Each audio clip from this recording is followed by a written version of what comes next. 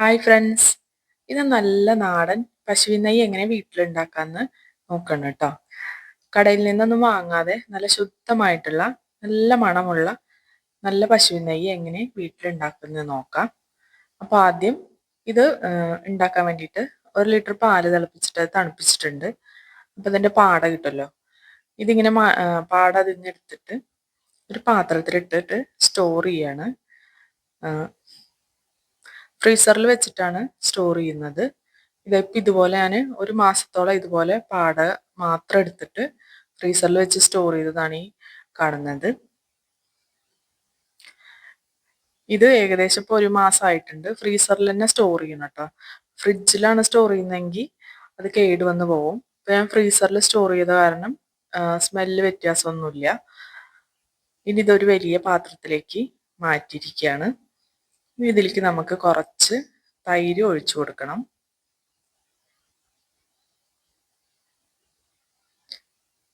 തൈര് ഒഴിച്ചതിന് ശേഷം ഇത് നന്നായിട്ട് കടകോല് വെച്ചിട്ട് കടഞ്ഞ് മാറ്റിയെടുക്കണം. അപ്പം പാടങ്ങനെ ഇട്ട് വെക്കും തോറും, പാൽപ്പാടം ഇട്ട് വെക്കും തോറും അതിങ്ങനെ കട്ടായിട്ട് വരും. അപ്പോൾ ഫ്രീസറിൽ നിന്ന് എടുത്ത് അതിൻ്റെ തണുപ്പ് പോയതിന് ശേഷം ഇതിലേക്ക് തൈര് ഒഴിച്ചിട്ട് ഇതുപോലെ നന്നായിട്ട് കടഞ്ഞെടുക്കണം. ഇനി ഇത് ഒരു 8 മണിക്കൂറോളം നമ്മൾ മാറ്റി വെക്കുകയാണ്. ഇപ്പൊ 8 മണിക്കൂർ മാറ്റി വെച്ചതിന് ശേഷം പിറ്റേ ദിവസമാണ് എടുക്കുന്നത് കേട്ടോ.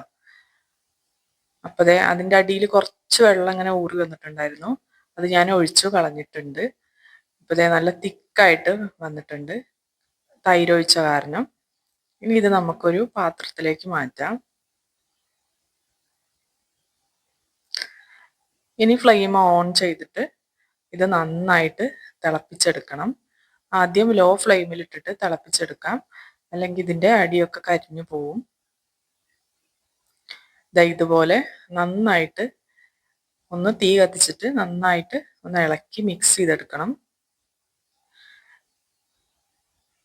ഇപ്പൊ നന്നായി തിളച്ച് വന്നിട്ടുണ്ട്. ഇത് ലോ ഫ്ലെയിമിൽ തന്നെ വെക്കാണ് കേട്ടോ. ഇങ്ങനെ പാൽപ്പാട നല്ല അടിപൊളി നല്ല ശുദ്ധമായിട്ടുള്ള നെയ്യ് നമുക്ക് ഇങ്ങനെ ഉണ്ടാക്കിയെടുക്കാം കേട്ടോ. ഇപ്പൊ ലോ ഫ്ലെയിമിൽ തന്നെയാണ് ഇരിക്കുന്നത്. ഇതാ കളറൊക്കെ മാറി സൈഡൊക്കെ വിട്ടു വരാൻ തുടങ്ങിയിട്ടുണ്ട്. നെയ്യ് തെളിഞ്ഞു വരാൻ തുടങ്ങിയിട്ടുണ്ട്. ചെറുതായിട്ടൊന്ന് പൊട്ടിത്തെറിക്കും. അപ്പോൾ വേണമെങ്കിൽ നമുക്കൊന്ന് അടച്ചു വെച്ച് കൊടുക്കാം.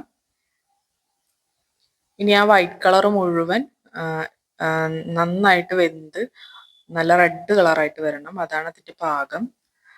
ഇതിപ്പോൾ ഏകദേശം ഒരു 10 മിനിറ്റ് ഒക്കെ കഴിഞ്ഞിട്ടുണ്ട്. നെയ്യ് നന്നായി തെളിഞ്ഞു വന്നിട്ടുണ്ട്.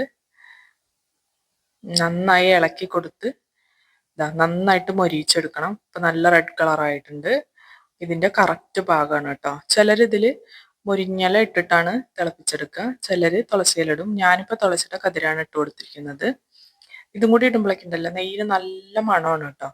അതിന് വേണ്ടിയിട്ടാണ് നമ്മൾ തുളസിക്കതിര് ഇട്ട് കൊടുത്തിട്ടുള്ളത്. ഇതപ്പോൾ നമ്മുടെ നെയ്യ് പാകമായി വന്നിട്ടുണ്ട്. ഈ ഫ്ലെയിം ഓഫ് ചെയ്യാം.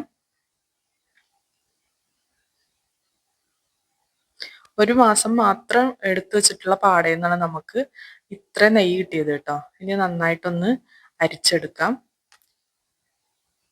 ഇങ്ങനെ പാല് വാങ്ങുന്ന ആൾക്കാർക്ക് എളുപ്പത്തിൽ ഇതുപോലെ വീട്ടിൽ നമുക്ക് നെയ്യ് ഉണ്ടാക്കിയെടുക്കാം. ഒരു പ്രയാസവും ഇല്ല. ഇനി ഇത് നന്നായിട്ട് ഇതിൻ്റെ ഈ കക്കനിൽ നിന്ന് ഈ നെയ്യൊക്കെ ഒന്ന് നന്നായിട്ട് ഊറ്റിയെടുക്കണം.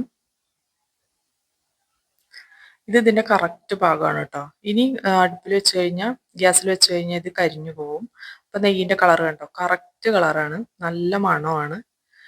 അപ്പോൾ ഇഷ്ടപ്പെട്ട് കഴിഞ്ഞാൽ വീഡിയോ സബ്സ്ക്രൈബ് ചെയ്ത് ലൈക്ക് ചെയ്യണേ.